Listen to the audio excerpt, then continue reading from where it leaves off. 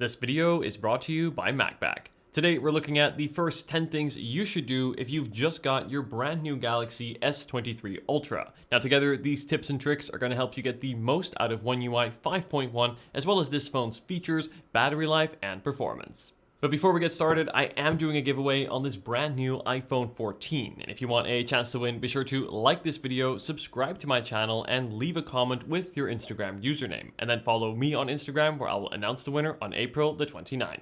Okay, so to start, let's take a look at customizing the lock screen, as there are a few cool features and settings that I do want to show you. So to do this, we're going to go into the settings app here, and then we are going to scroll down to where we find the lock screen menu. And here we have the option to customize the lock screen. So we'll tap into the lock screen here. This will then show you your lock screen and allow you to customize these individual elements. So for example, here for the clock, normally this will be a digital clock. We can change this to a cool analog clock. We can also have no time showing if we prefer. And then we can also resize this here using the corners of the clock. So I like a slightly larger clock. I think that looks great. Another feature I definitely recommend customizing here are the custom toggles that you have in the bottom corners of the display. So I have mine set to the flashlight as well as the camera. And you can change these to quick toggles for specific apps. Some of them will require you to unlock your phone.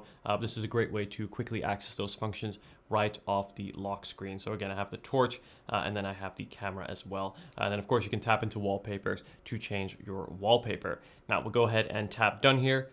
Beneath that, we also have the option to customize and turn on and off the always on display. Now you can turn this on and off entirely by pressing this switch here, and then tapping into the menu will allow you to customize this further. So for example, you can have it tap to show, in which case when the display is off, you can tap once and then the always on display will show, which is just going to be your time, notifications, and then of course your battery health or battery percentage as well. You can also have it always show. Now this is something that is nice if say you want the time always showing on your display. This will take up a little bit of battery life though. Don't worry, I have lots of battery life extension tips throughout this video, so be sure to stay tuned for that. But for now, I generally like to keep it to tap to show. Another slight risk that you run with having it to always show is you increase the risk of burn-in, which is something that all OLED panels, including the one on the S23 Ultra, are susceptible to. So my suggestion is to keep this on tap to show.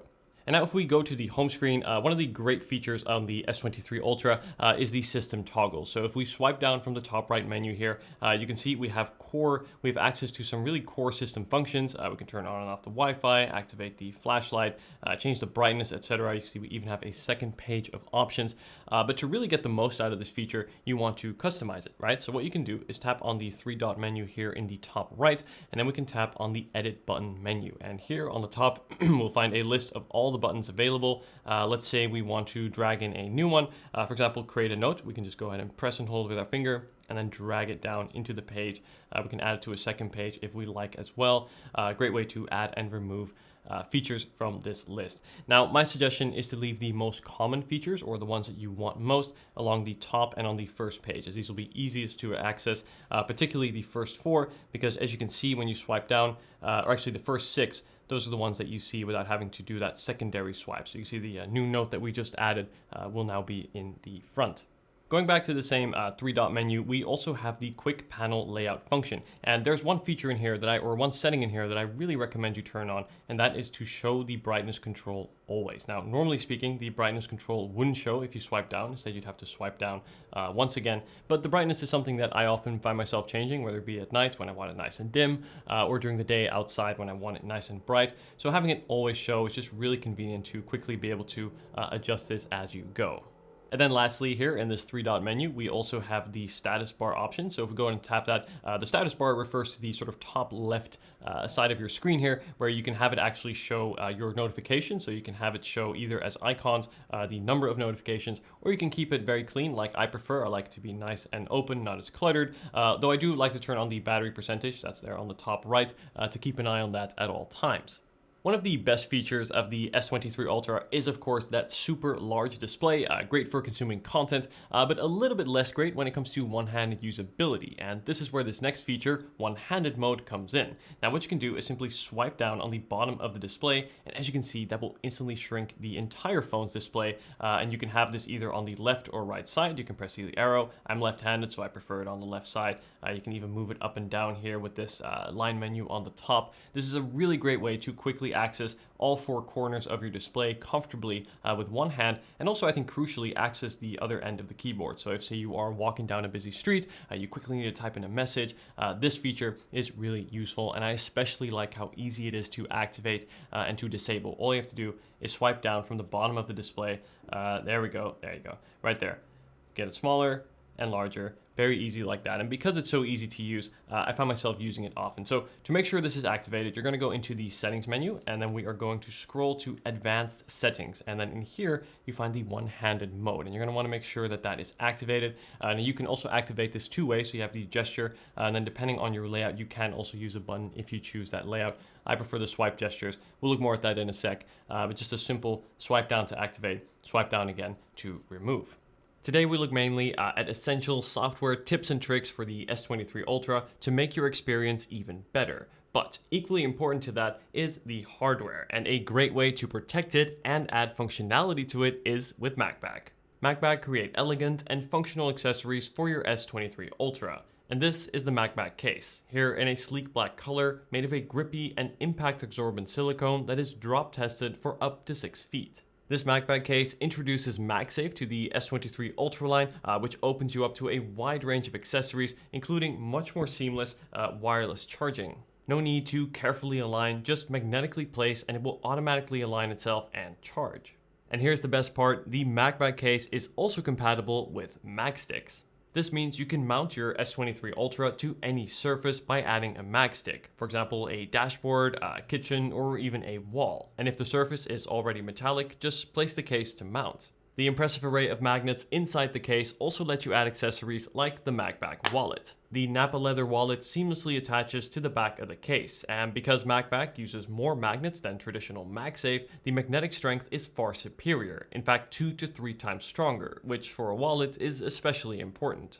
And then of course, in typical MagBak fashion, they went even further by adding additional functionality where you can use the wallet as a stand, great to prop your phone up on a desk, and they've also integrated this handy loop which acts as a grip when you are using the phone, especially great on a big phone like the 23 Ultra.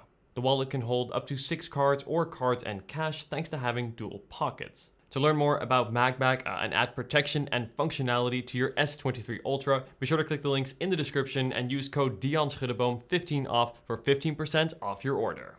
Now, when it comes to customizing the home screen, there's a few key things I want to show you. Of course, you probably already know how to move apps. You can just simply press and drag them freely. A cool thing you can do now, though, is you can also stack widgets. So here I have 2 widgets. I have a reminders widget, very useful, by the way, and the calendar. Now, of course, I can show both at a time. But you can see this almost takes up an entire page of space. So what I can do is take the calendar widget, drag it on top of the reminders widget, and as you can see, I now have 2 in 1, where I can swipe between them to quickly switch between the 2 widgets. And I can also set it so that it will automatically switch based on the time of day. Say during the day, I want my reminder shown, and then in the evening, I want the calendar. I can do that automatically in the background. Another useful feature here is if you press and hold on any empty space on any of your pages, not only do you get a useful overview of all of your pages, also the ability to add a new one there, but you also get this little home icon that's on the top of the page.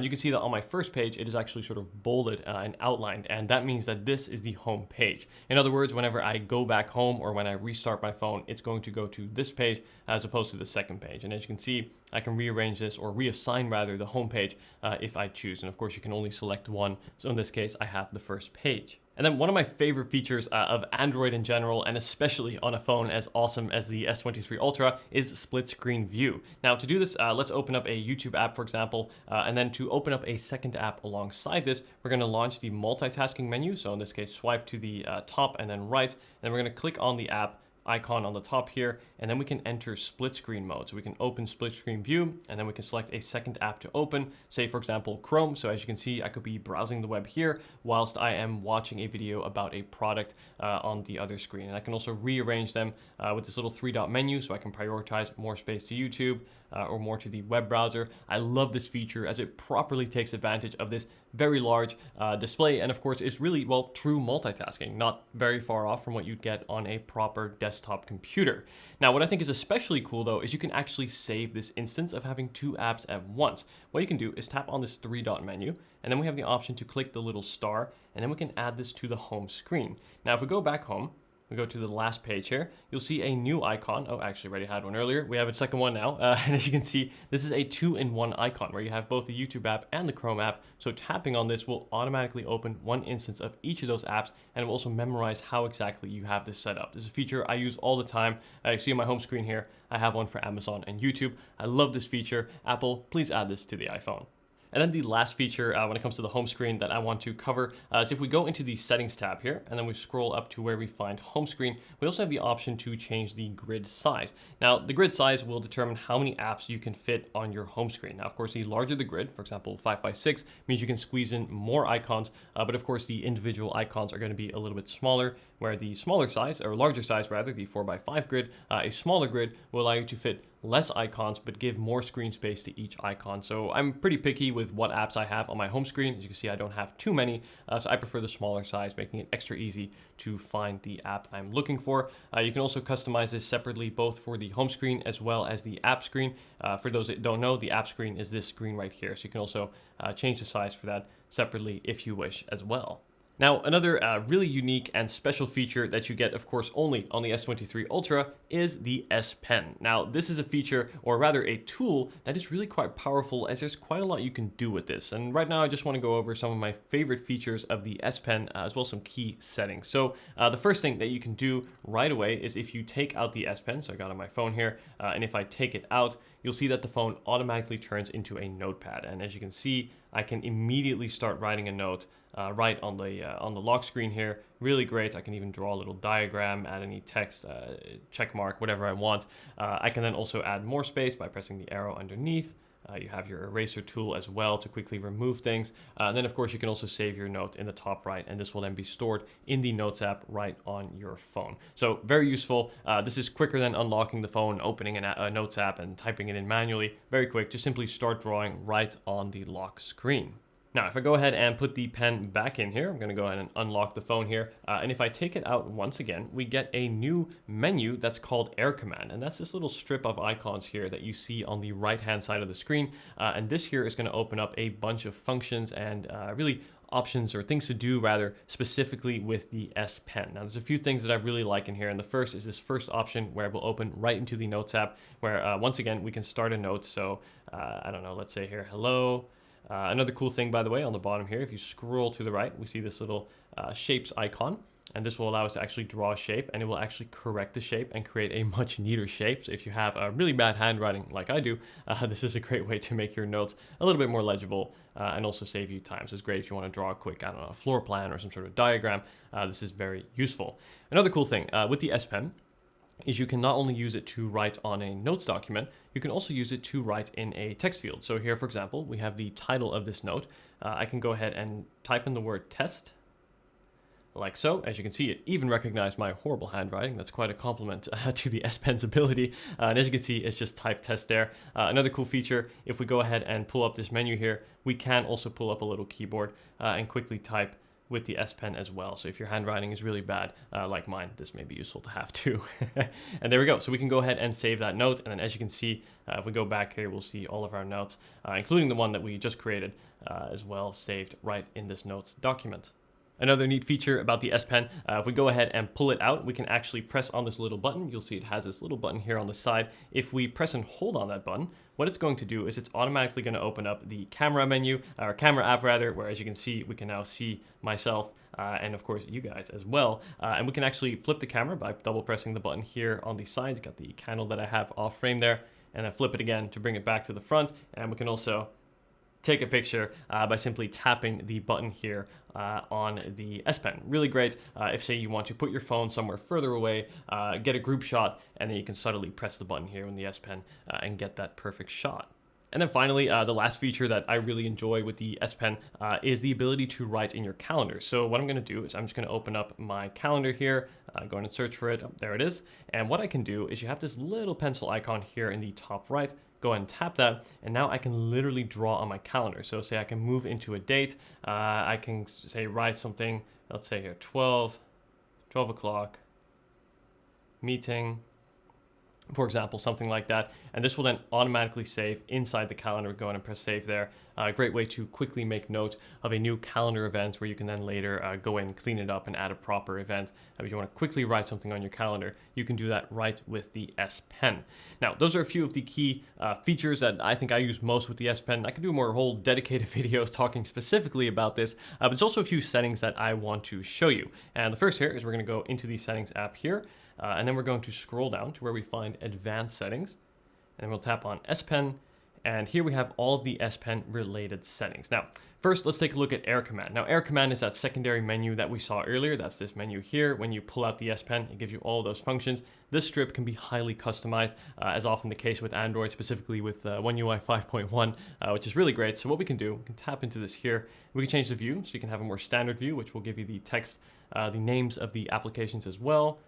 Or we can tap on the compact view, which I think looks a little bit cleaner. We can also change the nature of the shortcut, so you can also add and remove. So for example, the calendar function that we looked at earlier, this will not be in the list as standard, probably won't be on yours either. You'll find it here, drag it into the list, and then we can prioritize it higher up or lower, and then it will be permanently stored into that menu. And the last setting that I highly recommend you turn on with the S Pen is if you scroll down to where it says more S Pen settings, we have the option to turn on warn if S Pen is left behind. Now, this thing is a little bit difficult to lose because it does slip really nicely into the phone, sits very flush. But this thing is small, so if you have it left on a table, say in a cafe, you walk away, your phone will notify you to make sure you catch this small but quite powerful accessory. Now I want to talk about optimizing this phone's display. Now this is a truly excellent display, but you can make it even better with certain settings. So to do this, we're going to launch into the settings app here and scroll down to where we find the display option. Now first we have the option to switch between light and dark mode. I like to use both, so light mode is great during the day. I find the contrast makes it easier to read the text, where at night the dark mode is nice, just a little bit easier on the eyes. So what you can do is you can actually tap into dark mode settings and you can have it set to a schedule, where depending on the position of the sun, in this case sunset or sunrise, it's automatically going to change between light and dark mode, giving you the best of both. This is sort of how I would recommend you set this up. And then beneath that, we also have the option to turn on adaptive brightness. This is basically auto brightness. I normally keep this on. I have it off for the video now. I suggest you keep this on. This is a great way to also help save battery and also protect your display over time, as running it at max brightness continuously can harm your display over time. And beneath that, we also have the eye comfort shield. Now, as you can see, if I turn this on, my display gets a slightly more warmer tinge. What it basically does is it adjusts the temperature of the display to sort of match the lighting in your surroundings. So it gives it generally a more warmer look. This is really meant to make it more pleasing to the eye. Instead of having that bright bluish sort of light, it's a more warmer tone. I like this feature. I use it almost always. The only time where I do turn it off, however, is when I am editing any kind of photos or videos, because as you can see, this does slightly alter the color output of the display. So when you are editing your photos, you want your colors to be as accurate as possible, in which case I suggest you turn this off. But otherwise, this is nice to have on. And if we scroll down to the screen resolution, the S23 Ultra has an incredibly sharp display that can go all the way up to 3088 by a 1440 resolution, which is just massive. Though out of the box, it is actually not set to this maximum resolution. So in my suggestion would be to turn it up to that max resolution. You paid for this fantastic display. You might as well get the most out of it. I would say the only downside with using a higher sharpness like this is that it will take a little bit more battery. Though honestly, I found the battery life on the S23 Ultra, even at maximum resolution, to comfortably last me all day. So I wouldn't worry about it too much. But of course, if you are wary about battery life or want to maybe stretch it to say a day and a half, even 2 days, you could consider turning down the resolution temporarily. And let's take a look at the Edge panel. Now the Edge panel, if you don't know what it is, it's this little icon you see here on the side. If I swipe this out, you get this row of apps here, and this is a great way to quickly access either recent apps, even grouped apps, as you can see. So I can have split screen apps right there, and it sits very unobstructed, a little bit there on the edge of the display, taking up very little screen space. I never really found it to be in the way, but you can customize this quite extensively. So it's definitely something I suggest you turn on. And first, what you can do is actually choose the function of the Edge panel. So you can have it show either apps, contacts, even weather, these kind of things. I think apps is most useful, and I really like how far you can go in terms of customizing where and how it's positioned. So as mentioned, I'm left-handed, so I prefer to have it on the left side. You can also change the height. You have these little arrows here, so you can move it down or up. My suggestion, if you are left-handed like me, is not to have it on the middle of the screen so that you can still swipe to go back in an app, and then also have it positioned a little bit higher so that when you do want the edge panel, you can access it swiping a little bit higher rather than accidentally triggering it if, say, you just want to go back in an app. That's why I have it positioned a little bit higher as opposed to the mid side of the screen. Of course, if you're right-handed, you'd probably put it on the right. You can even change the color, the transparency. Overall, I think this is a really smart implementation where it really never bothers me, and it's still useful to have because I do find myself using it, quickly pulling up an app, and say especially opening up a group of apps. And then probably the most important display setting that I change the minute I get any new Samsung phone or any Android phone for that matter is the navigation bar. Now, if you're used to older versions of Android, you may be used to this layout here where you get the back button, you get the home button. Personally, as someone who, especially as someone who uses iPhones as much as they use Android phones, I really like these swipe gestures much more. It takes up less screen space, and I find these swipe gestures to just be more intuitive and also more efficient. So, for example, just swipe up to go to the home screen, swipe up to the right to open up your multitasking menu. Overall, I find this to be really great. And again, just swipe down to enter that one-handed mode that we looked at earlier. So I definitely suggest switching this to swipe gestures, more efficient and takes up less screen space than the buttons. You may have to get used to it a little bit, but trust me, it's worth it. Now, this next feature I'm going to show you is something new that was introduced with OneUI 5.1, and that is modes and routines. Now, what are modes and routines? Well, modes and routines are basically a set of rules that you can activate based on a specific task you're in. So, for example, at work, say you are exercising or driving, this will allow you to customize what kind of notifications you want to allow coming in. This is both from people, calls, as well as applications. You can even customize some of your display settings. I find this to be a really useful thing to set up, especially for sleep. So what we're going to do is we're actually going to set up a new mode together for sleep, as this is the one that I definitely recommend you do as well. So we'll go ahead and press start here. And first you want to set the time for when you want this mode to activate. You can have it activate, of course, manually through the settings app, but I think these things work best when they run in the background and they just sort of start and stop without you even having to worry about it, and therefore I think they work at their best. So first you want to set when you want this mode to activate. So let's say the bedtime here, I would like to say I go to bed at 10, but realistically it is more like 11:30. Wake up at around 7. That sounds about right. You can have it choose how many days of the week you want this to activate. Say my sleep schedule is quite consistent there, and you can also have it wake up with the alarm as well. And you don't want that to be silenced in the morning, so you want to make sure that still activates. We'll go ahead and press next here, and then here you have the option to turn on Do Not Disturb, and this is going to just sort of apply a blanket silence, I guess you can say, to all notifications coming in. Generally, I do like to make some exceptions. So, for example, when it comes to calls and messages, you can add specific contacts from who you do want messages to come in. So think, for example, your significant other, next of kin, immediate family, close friends, etc. Add those groups there. And then as for calls here, I always like to select contacts only and repeat calls. Now, I always say to people close to me, if I ever do not pick up on a call, say I am in a meeting or I'm filming, I may not always be able to answer. But if you then call back a second time, I'll interpret that to be as something urgent or an emergency, in which case I will do everything I can to answer that call. So in this case, if ever a second call does come in, it will come through, wake me up, and then of course I won't miss that call, which is very important. And for messages here, you can do kind of a similar thing. I typically like to have it set to contacts only as well. Now, if we go back, we can do the same thing for apps. So for example, there are some apps that I think are important that I would like to receive messages from. So say, for example, emergency alerts, you have your messages and WhatsApp, things like shopping apps, for example, right? These don't need to be sending me notifications at all, but especially not at night when I'm trying to sleep. And then we'll go ahead and tap on next here. And because this is the sleep profile or sleep mode, we can actually also slightly edit how the display looks. So we can turn on the grayscale. This I don't really like. You can turn on dark mode, which I will turn on, and you can turn on that eye comfort shield, which we looked at earlier, right? Adds that slight warmer tint to your display. So these two things I like to have automatically triggered. And here we get an overview of our sleep profile. So this gives you a rundown. So you can even set a custom wallpaper. Say you want a let's say a darker wallpaper or something more minimalistic maybe. Here, for example, this, very dark. Won't bright up the entire room, wake up, say your significant other or something. Go ahead and tap done there. And then you can, of course, manually turn it on and turn it off as well. And you can see what it does. So it gets that dark mode, We have the eye guard as well, and of course creates that much more pleasing, I think, setup, especially for when you are asleep or late at night. But for now, we're going to go ahead and turn this off. So as you can see, that gives you a look at modes and routines. You can set them up for many different tasks. I basically only use sleep. I find this to be the most useful one, and it is something I do really enjoy. I should really set up one for work as well now that I think about it. But sleep on its own is really great. And again, you can tap the icon here to manually activate and deactivate it, and you can also tap into it to get an overview of what you've set up and of course customize it from there as well.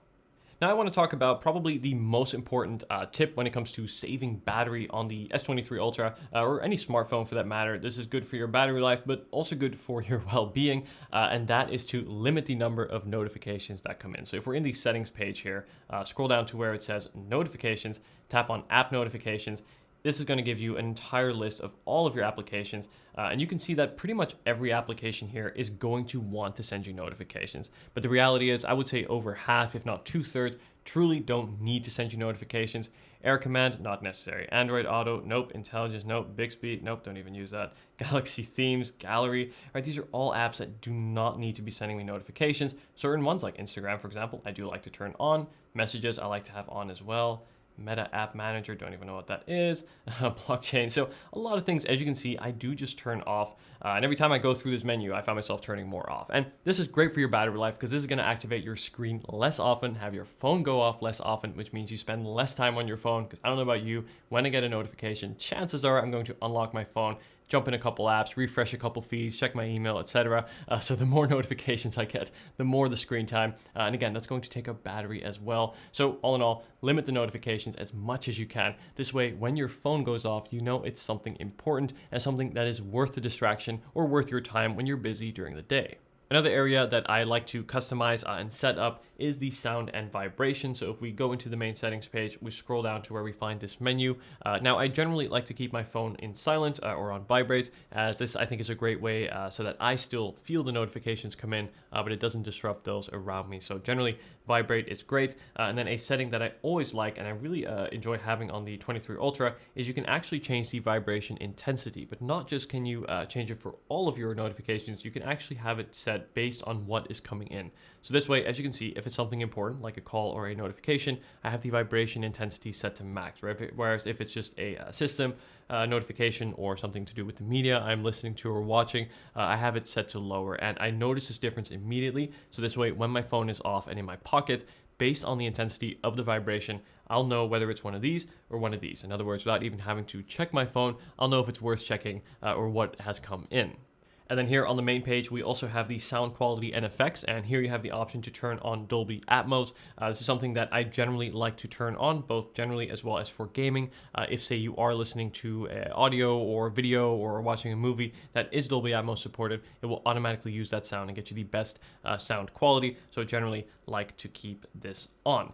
Now let's take a look at some essential security settings. So first, back on the main page, we're going to scroll down to where we find lock screen. And then from here, we are going to tap into screen lock type. Now you're gonna have to type in your password. So I'm just gonna quickly type mine in there. Here we go. So first you can have it set a pin. You can also change, of course, the use a pattern if you like as well. Generally speaking, I find a pin to be more useful. In terms of the biometrics, I definitely recommend you use the fingerprint sensor. The S23 Ultra has a really good ultrasonic under-screen fingerprint sensor, which is faster and much more reliable than their face authentication. Their Face ID equivalent is really no equivalent to Apple's Face ID, which is much more secure. On the iPhone, I highly recommend using it. Not the case on the Samsung phones or especially on the 23 Ultra, in which case the fingerprint sensor is faster and much more reliable. So definitely suggest using that in terms of biometrics and not use the face unlock. And if we go back, we're going to tap on the secure lock settings. Once again, type in the password. And here we have the option to turn on auto factory reset. Now, in the event if ever your phone is lost or stolen, of course, the most important thing is your personal data. And the first thing that that person is probably going to do is try to unlock the phone. In other words, brute force their way in by guessing your password. So in this case, after 20 incorrect attempts, the phone will automatically restore itself, thus making sure that even when your phone is lost and no longer safe, your data will be, as at the end of the day, that's what's most important. So this feature, I highly recommend everyone turn on. So those are the 10 most important things that I recommend anyone do with their brand new S23 Ultra. Congratulations on making it to the end of this video. This was a longer video, but I'm sure there were some useful tips and tricks in here. If you have any to add that I haven't mentioned, please leave them down in the comment section. And of course, if you're interested, guys, I will leave the purchase links to the S23 Ultra in the description, as well as some recommended videos on screen right now. Thank you so much for watching, guys. I wish you a wonderful day, and I'll see you in the next video. Take care.